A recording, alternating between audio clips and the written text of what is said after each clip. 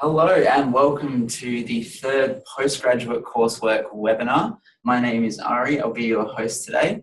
Today we're talking about viticulture and oenology. So throughout the session today we'll have two different speakers. We have Paul from our Wake campus who will talk to you about the structure of the degree, and then we have a special guest hidden off screen at the moment who will talk to you a little bit about their experience in the field. Okay, so thank you for that. We will now hand over to Paul, who will get us started. Thanks, Ari. Welcome all you participants. Yeah, it's my pleasure to come and talk to you this evening, or whatever time zone you're in, about the postgraduate coursework programs in viticulture and oenology. Our programs, there are two that we primarily run as postgraduate programs. They're the Graduate Diploma and the Master of Viticulture and Oenology. These programs incorporate both work in, specifically work in viticulture, which is grape growing, and in oenology, which is winemaking, or the science of winemaking. And through completing these programs successfully, you'll be qualified to work as either a viticulturalist or a winemaker, or in some related profession associated typically with the wine industry, or even other industries as well, other beverage production industries.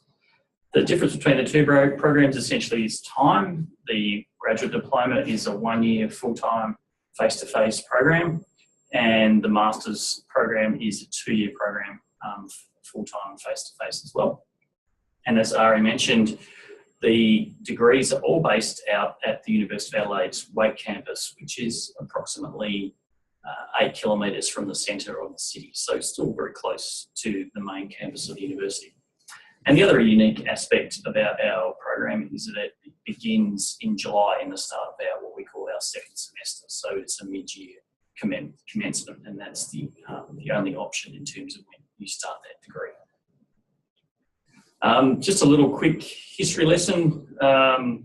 As a institution teaching viticulture and oenology, the University of Adelaide has a long tradition, relatively speaking. Our first group of postgraduate students commenced in 1936, and since then we've continually educated students in viticulture and oenology to this day. Typically in our postgraduate coursework format, but also we have an undergraduate program as well. So we have a long tradition of teaching and research in viticulture and oenology, and that is an important aspect of our approach in how we teach winemaking and grape growing. Just a bit of an overview of the structure of the degrees, and really what I want you to take from this table is that the Graduate Diploma and the Masters share the same first year of study. So as I mentioned, it begins in our second semester, and you can just see by the titles of the various courses that you will be doing: Introductory Winemaking, Sensory Studies, and then those viticulture courses, and then Winemaking Vintage. All of these courses are designed to give you the building blocks to, as I said at the beginning, to work towards a career in the wine industry as either a winemaker or a grape grower. So if you successfully complete that first year of study, you have the option to exit with a graduate diploma in viticulture and oenology. However, a majority of students choose to stay and complete the master's level studies, and this is really an opportunity for you to get a lot more depth and a detail in those various areas we've already discussed, and some options for you to pursue particular interests, because you can note that in that second semester of the second year there is electives, so students can choose to specialise in certain areas. It might be in distillation and fortification, it might be looking at packaging in the context of wineries, it also could be in a higher level of soil science or plant physiology. And the final aspect of the Masters that is important is you have the opportunity then in your last semester to actually go and undertake an industry experience. So go and work in a winery or in a vineyard during the vintage period or the harvest period and gain a professional experience. Or if you have an interest in research, there is a chance that you could undertake a research project, which would enable you to set yourself up for further career in the area of research related to viticulture and oenology. So essentially, the key aspects of this degree is we really give you a core understanding of wine science, of sensory studies and viticulture science, and particularly also viticultural methods, so the actual process or the management of vineyards. So that core knowledge is really enveloped in that graduate diploma in their first year of study. And further to that, we also give the opportunity to gain some practical winemaking skills, because all students are expected to work in our winery and gain some experience doing that, but also you have the opportunity to work in industry as well. And that's the same with the viticultural aspects, where you can really delve deep and gain some advanced viticulture production knowledge. So that's the sort of core aspects of both the graduate diploma and the master in viticulture and oenology.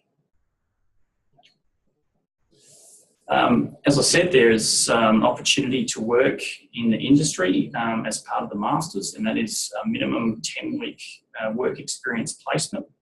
And majority of our students undertake that experience in the various wine regions in Australia. It can be from South Australia, where we're based here, the University of Adelaide, but other regions around Australia. We don't stipulate particularly where you need to go and undertake that experience, but it's certainly a key aspect of the master's program. There's a great degree of other industry engagement in the program, and we undertake field trips where we visit wineries, vineyard enterprises, and the allied support industries like the packaging facilities or other aspects of the wine industry. And we have many guest speakers from the wine industry integrated into all of our courses. So that might be tasting experiences with winemakers who are leaders in their field, or it could be discussing particular aspects of viticultural production with viticulture managers.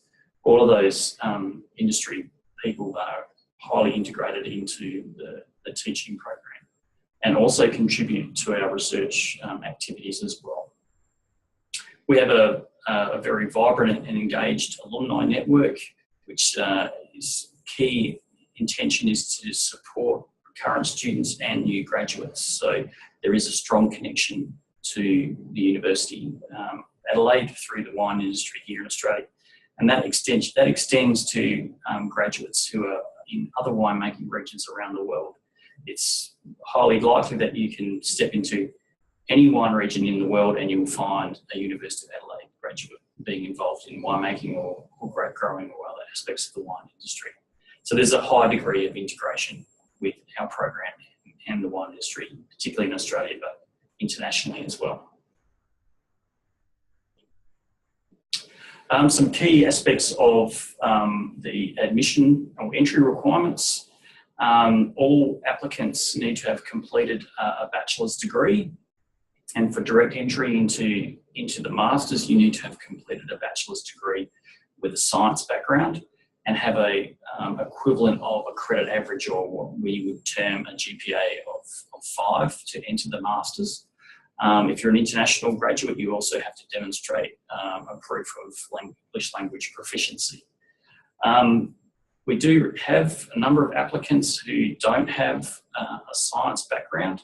There is, however, still a pathway for those students, or those applicants, I should say.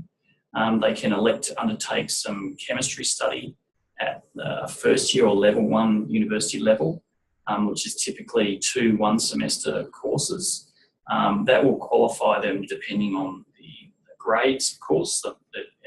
If they still achieve a GPA of 5, that will qualify them to undertake the graduate diploma. And if you're successfully completing the graduate diploma at that GPA 5 level, then you're able to upgrade automatically to the master's level and complete the master's program. if I could just step in here for a second, Paul. In terms of the way that applications work, for domestic students, you do need to apply through SATAC. So it's the South Australian Tertiary Admissions Centre. Now, if you go on there at the moment, you will see that applications for this year are closed. As Paul mentioned earlier, this degree does only have a mid-year intake, and it has a closing date typically around the May period. This does vary from year to year, so obviously check before you go in and apply. So applications won't be opening for this one until the next intake for next year. For international students, applications are actually submitted directly through the university on our international students portal. It's accessible via our homepage at adelaide.edu.au. For those of you who are watching internationally, it's just worth pointing out that the University of Adelaide's GPA system is calculated out of a 7.0, so this is a 5.0 out of 7. I think so. That's right. And now we'd like to introduce our industry guest, who's currently off camera and will slowly make her way in. So we have Jill with us, and Jill will do a lovely job of introducing herself. I'm going to introduce myself. You can introduce yourself. Hi. Looking back at these slides reminds me of when I started this process. I started the program in 2013, so it's very fresh in my memory, all of the questions and looking at the requirements and what's sought in order to get into the course. I You can do what you like. Okay. I came to Australia in 2002 and completed the grad dip in wine business at the University of Adelaide. That's what initially brought me here from the States. But I'd always known that I wanted to be on the winemaking side of the fence. Even when I had originally come, it had been my goal to bridge over into the Oenology program. It just took me a few years to get there.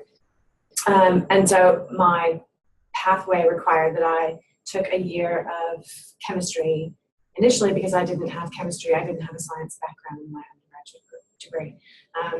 And it was all very achievable for me with only that year of chemistry. Perhaps took me a little bit of work in some of the other science-related areas, but I think the program allows for those of us who are coming into it with varied backgrounds. So I had a strong wine marketing, wine business background before I started the Oenology and Viticulture program. I am currently the assistant winemaker at the Wake Campus Winery. When I'd finished the degree, I had been working at another winery in the industry nearby, but a position opened up at the Wake Winery, and I was fortunate enough to get that position, and I've been at the winery ever since. So this year was my 4th vintage in the Wake Winery, in every aspect. So as a student and then as a staff. I manage the winery from day to day, from in vintage and outside of vintage. I manage the stock and the inventory that we have in the winery. I oversee the bottling operations for student bottling and some of our custom crush bottling, and assist with the research bottling when it's required. And we also have redeveloped the new winery label, so I was part of the team who redeveloped the label for the university last year. I also have done a number of vintages overseas in California, and I've been fortunate enough to take some time to travel back to France the last few years to work with a winemaker that came while I was studying from France, and I've been working in his winery for the last few years. So that's been another benefit of the program. To take everything back a bit further, I'd say one of the benefits, thank you. So just to clarify, Jill had no idea. Yeah, no, none at all. So that's just proof that Jill was a student. Look at all those Relatively faces. recently. Look at all those faces. I'd actually like a copy of that photo. Because I'm looking at those faces and I'm seeing now so many of them are really working successfully in the wine industry in a number of different areas. They've traveled to Italy and France and America and England, and California. Many of them have, that I've kept in touch with, I should say, have successfully found jobs in the industry after completing either the master's or the graduate diploma. But I think taking a step back, what initially drew me to come and study at the University of Adelaide was physically the position of the school, not only the provenance of the program and how well it's known and respected across the world, given the number of graduates out there, but that we are surrounded by very varied wine regions. So no matter what your interest is in viticulture and winemaking, there is a wine region in the immediate vicinity of Adelaide that can satisfy what your passion is. The Adelaide Hills, Barossa Valley, McLaren Vale, Coonawarra, Limestone Coast, other parts of the Fleurieu. There's such a diversity of wine regions that you're able to go visit and taste and have jobs outside, on weekends when you're in the midst of study. So I think that was initially a big draw to me. Coming from the States, I had wanted to work a few vintages and then perhaps go back to America, but that hasn't worked out either. And I'm very happily staying. I'm just watching the videos. It's going. I haven't seen it before. I'm very happily, living and working in Adelaide, and it's a great place to be for winemaking in general. I didn't mention that advantage, that the fact that we are located so close to the majority of wine producers in Australia. It does offer the students plenty of opportunity to develop links in the wine industry here in Australia and gain experience, not only as part of their program, but through casual part-time work that many students are able to get in while they're studying. And really important to be able to taste, so to be able to visit these regions, go to the wineries, talk with winemakers one-on-one, taste their wines. That's invaluable. And most students, if they are so inclined, will work cellar doors or in the Adelaide Hills or in McLaren Vale, some even in the Barossa while they're studying. So you have the time to get to know other winemakers in other regions before you finish, which puts you in a good position for getting cellar hand jobs and vintage jobs when you finish. Or travel overseas, because there's such a strong network, like Paul was talking about. There's such a strong network of alumni all over the world. If you have had a chance to get to know some winemakers in regions, no doubt they will know someone who helps put you in a position to move forward. And that's, generally speaking, how most of my colleagues have found overseas vintages. They've worked in amazing wineries in California, Napa, Sonoma, Oregon, in Washington State, parts of Italy, all over France, Germany. Yeah, the network is really far and wide, and the degree really puts you in a position to gain the attention of winemakers who are seeking cellar work over vintage. Now, before we jump into questions, I will just remind the people listening that if you do have any questions for either presenter, just pop them up into the Q&A section. It should be on the left-hand side of your screen. If you type it in there, we'll be able to see them. But before we delve into that, I just wanted to hear from you guys a little bit more about the Wake campus, because our viticulture program is a little bit unique in that there is a specialty campus dedicated to agriculture, food and wine. And this is, as Paul mentioned earlier, separate from our North Terrace campus. So it does have a lot of specialty facilities. Being the assistant winemaker and the program coordinator, you would have a unique insight into some of the different facilities that we have. So I did show that video just before, which highlights some of the facilities and features of the campus. You can see it's quite a tree-lined setting. It's on the edge of the city of Adelaide.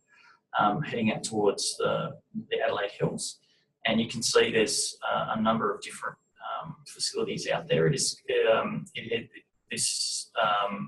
one of the largest collections of agriculture researchers in the world, certainly in the Southern Hemisphere, and it has some pretty amazing research capability. We're a co-location arrangement with lots of other research organisations, not just the university, and you can see we have our own vineyards which supply a large proportion of the grapes that the students require for their winemaking activities. Plus, it's used as a teaching tool as well as research. This is our winery facility at the moment, as we're zooming in from the back.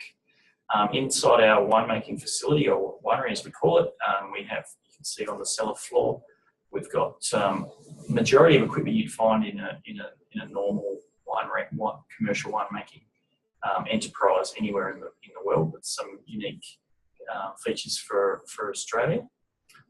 Research is a key aspect, and this is a joint building with the university and the Australian Wine Research Institute. And there you can see in the background the CBD of Adelaide. I was going to mention too, Paul, that I think the other attractive component of the program is how hands-on it is for students. That in the winery, in small groups, you're working to produce effectively a ton of red wine and you process a ton of red grapes and effectively a ton of white grapes. So the scale is, albeit small, still at a commercial relevant scale. So it's your full responsibility to be the winemaker when you come into the winery and make all of the winemaking decisions with, of course, support of staff. But I think that is one of the most attractive things about the program too, is just how hands-on it is and how much that'll help you if you have an extensive amount of cellar experience or very little. There's such a great opportunity to really kind of get your hands dirty.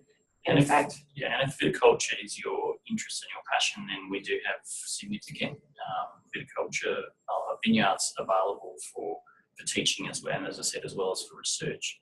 So there's an opportunity for you if you're interested in that aspect of the wine world to actually get yourself involved in our vineyard operations as well.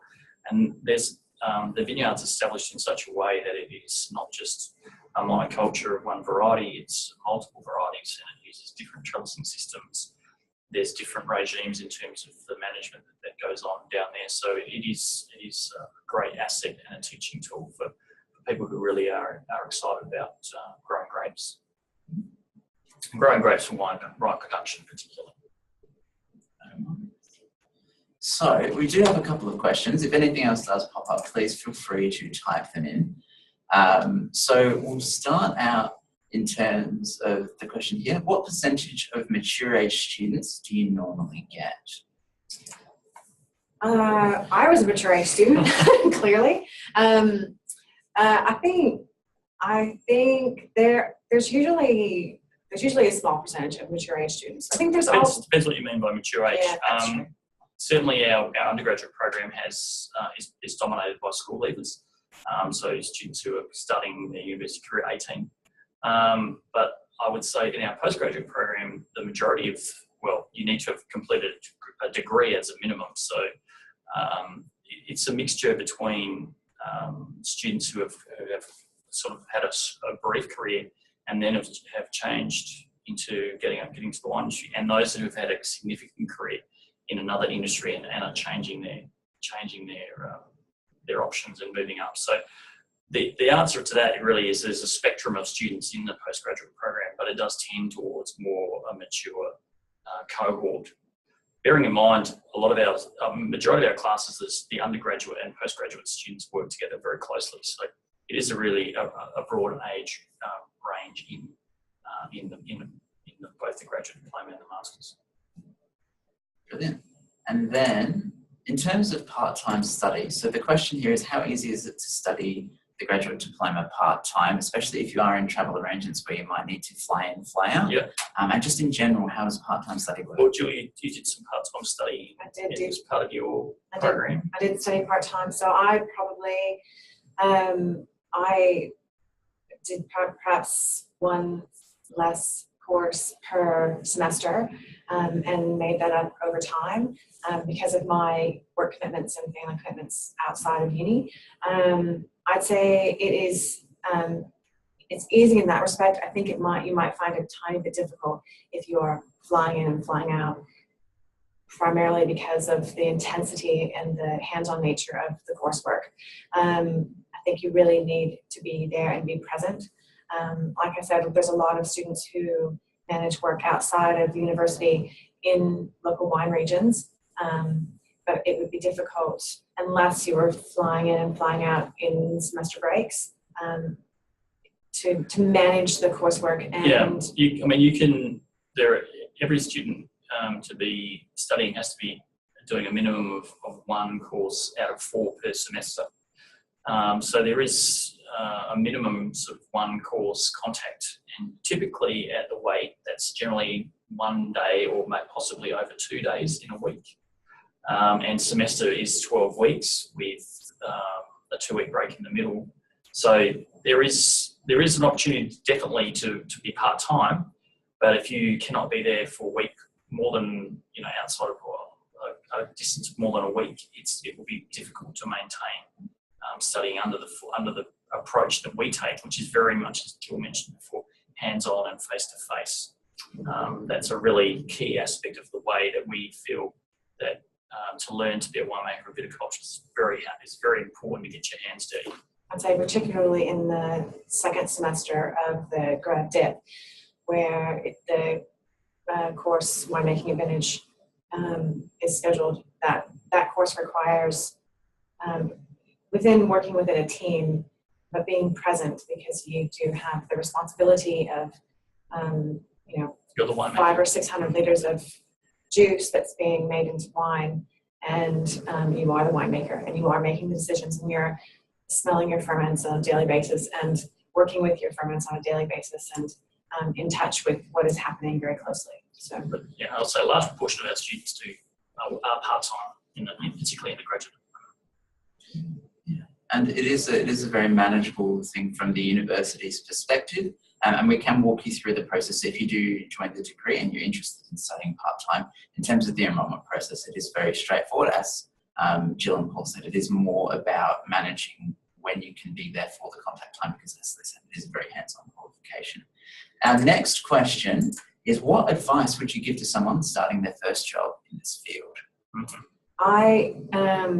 I would think that passion shows, and you're, like I said, the proximity to all the regions is important, and getting out into those regions and getting to know wineries and winemakers and other cellar hands is very important.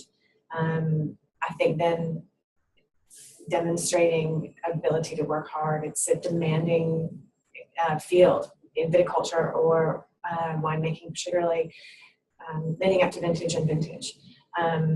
So I think, showing your passion and then getting yourself out there and then working hard. It's really, I think there's one word that sums it up. It's networking. Yeah. It is very much a web of interactions that the wine industry runs. And so if you can develop your own personal network in the industry, that certainly helps you getting your foot in the door, so to speak, to commence and get into the industry and begin. Certainly undertaking the master's program helps you do that, because you need to undertake some work experience. So by completing that course, you've worked in the industry in either a viticulture enterprise or a winery, and you've already started developing your own network. But as Jill said, it's while you're here in South Australia and in Adelaide, it's really important that you, as a student, that you also get out and taste wine and talk to wineries, winemakers, and participate in industry activities, whether that is formal tastings or events around the city, which you can rub shoulders with the local industry people.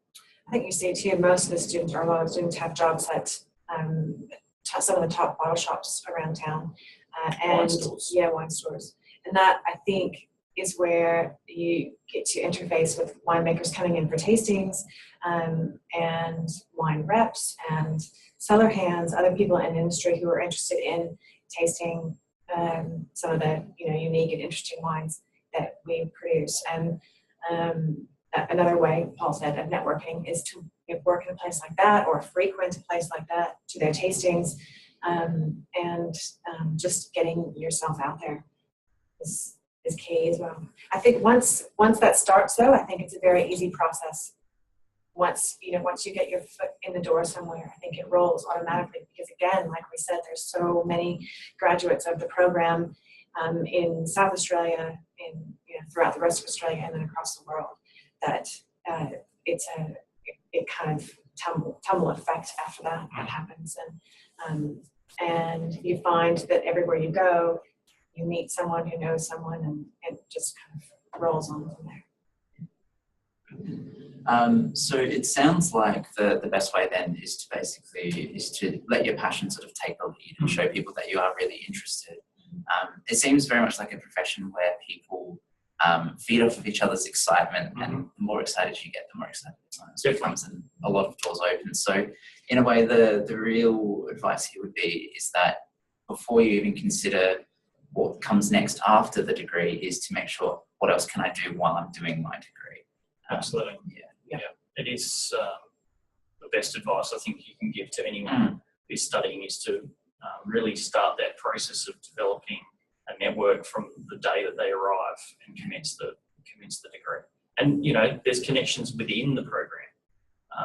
We traditionally get a lot of students whose background is from the wine industry, their family's involved, or they've been working themselves in the wine industry. So your first immediate network is your own classmates. Which is another really important part of the face-to-face nature of how we teach. And it's a good way for you to practice your networking skills as well, as getting that contact. So if there are any last-minute questions, we'll give you a moment to type those in. I have a personal question just for Jill and Paul. What is the best wine you have ever tasted in your life? Oh, great guns. That's a really hard question. Really hard question to answer. I've had some unique experiences. I'm not sure that the best ones. We're okay with unique experiences. We've had some unique experiences for sure. Now, for me, it's always it's such a personal question, because all of our tastes are vastly different, and what appeals to you is might be very unappealing to me, vice versa. I think I have had those moments in time when I've tasted something that I've not tasted anything like it before, and those are the reasons that you keep on tasting and you keep on pushing. I remember the first time I had an Australian wine. I was in New York at a cocktail reception, and they were pouring Jacob's Creek Shiraz, and it was early days of Australia being present in America, and I think most of us were stunned that there was wine from Australia. I remember the first time that I had a New Zealand Sauvignon Blanc, which I don't tend to gravitate towards now, but it was a really unique tasting experience, and I had never tasted a wine like that before. I remember the first tasting of an expensive Burgundy when I was in California post-vintage with the winemaker and a couple of other good friends, and it's those experiences that draw you in and then keep you coming back for more, because there's so much to explore. You can never stop tasting, you can never stop exploring, and that's another fantastic thing about this job, is the places in the world that it can take you, and the people that it can introduce you to who share a similar passion, probably not just for wine but for food and for viticulture and growing food products, and I think the diversity of industries that has led this degree has led people into in that nature alone. It's not just that we are drinking wine all the time together, but we are tasting food together, and we're sampling, and we're traveling and meeting other people with like-minded passions, and that is the exciting part, I think, of what we do. I also quite enjoy that it's a physical job. You are up and going. You're not sitting at a desk. You're rarely sitting at a desk. It's physical, and it's So it's just enlivening. It's you know, it's another thing I love about, you know, doing what I do. No, it's never a dull moment. It's hard to top Jill's answer. Yeah, she did set the bar pretty high. But I did have a unique wine experience when I was a student. I studied the graduate diploma myself, so that was a little while ago. And one tasting that we had, which was an industry-led tasting, we had the chief winemaker from Penfolds come and present to us 3 Grange wines. So one that was still in barrel, one that had just gone into bottle, and one that was just released. And that was a pretty unique experience as a student to try those wines, which in my day they weren't worth $800 a bottle, but they're still highly valued wines. And that is those sorts of experiences they're memorable, and they stay with you, and they frame the way that you think about and you experience wine as a product, which is not just something you imbibe. There's more to it than that. It is a unique beverage from that point. Yeah, it is a non-stop evolution. And you can travel to China or Eastern Europe or, you know, all over Western Europe, all over America. Every state in America. in the United States has wineries. You can travel non-stop and be tasting wine from different countries and different cultures, and every tasting experience is going to be unique. So you kind of can't put into words that you're always exploring, you're always challenging your palate on your mind, and being open to what someone else produces and what they're proud to put in a bottle and present to you. So it may not be to your taste all the time, but it's an adventure nonetheless. Sure. Brilliant. Well, that about wraps us up for today. Thank you all so much for tuning in. If you are interested, we are running several other webinars throughout the year, all the way through till September, if you are watching this live with us now. You can access those on adelaide.edu.au/info night. Thank you all so much for tuning in. And just a big thank you to Paul and Jill for coming out tonight. My pleasure.